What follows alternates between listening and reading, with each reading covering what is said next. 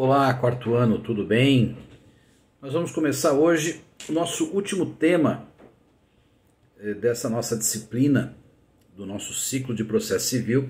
Um tema longo, um tema com muitas questões práticas que não são simples, com muita dificuldade de que seja entendida pelos atores da vida prática do nosso cotidiano, que são as tutelas provisórias.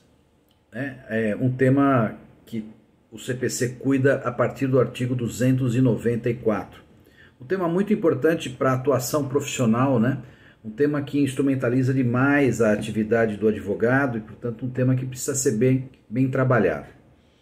E a gente podia só começar olhando os artigos e estudando os artigos, mas eu acho que não é possível que a gente trate desse tema sem antes trazer alguma coisa um pouco mais filosófica, mais científica.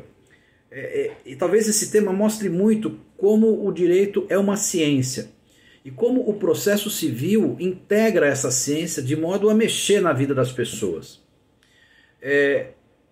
A ideia de tutelas, ela surge com a perspectiva do tempo.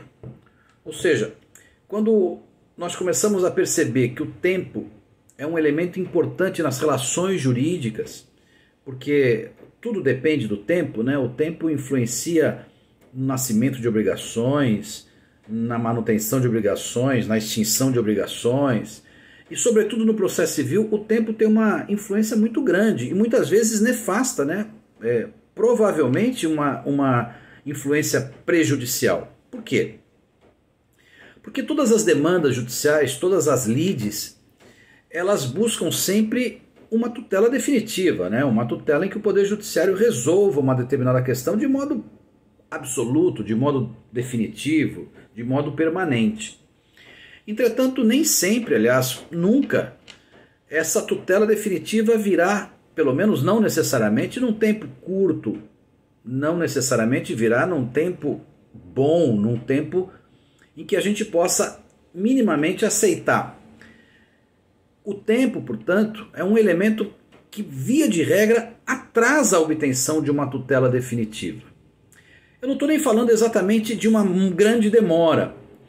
Por exemplo, eu posso estar falando do tempo prejudicando uma situação, ainda que eu possa imaginar uma decisão em 2, 3 dias. Por exemplo, se uma pessoa precisa fazer uma cirurgia em poucos dias, porque senão vai morrer, ou se eu sou credor de uma armadora de navios e o navio está prestes a ir embora do porto e, portanto, eu perderei todas as garantias, eu posso estar falando de uma demora de 2 dias que seja muita demora, porque a coisa tem que se resolver em poucas horas. Portanto, o tempo ele é um elemento fundamental para ser analisado, independentemente de ser muito tempo, tempo mais ou menos, pouco tempo. A questão tempo é uma questão que importa no processo, porque as tutelas elas serão concedidas dentro de um certo tempo. E, via de regra, os processos são exaurientes, os processos são... os ritos processuais se dão sempre com cognições completas, Portanto, as tutelas definitivas elas vêm ao final de um longo processo, com muitos atos e, portanto, com muita demora. A verdade portanto, é que muitas vezes a decisão é injusta, não necessariamente pelo conteúdo injusto dela, mas por ela ser tardia, por ela ter sido demorada. Nós temos hoje como princípios processuais, de natureza inclusive constitucional, muito importantes para a gente analisar essa questão filosófica das tutelas que envolvem o tempo. O primeiro é a duração razoável, é um princípio que determina a duração razoável do processo. Portanto, o que se impõe ao legislador, que vai fabricar as leis processuais, e aos operadores do direito processual, que trabalhem com essa perspectiva de que os processos devem demorar um tempo minimamente razoável. O problema é que esse razoável nem sempre será suficiente para a garantia dos direitos dos envolvidos. E o outro princípio da efetividade.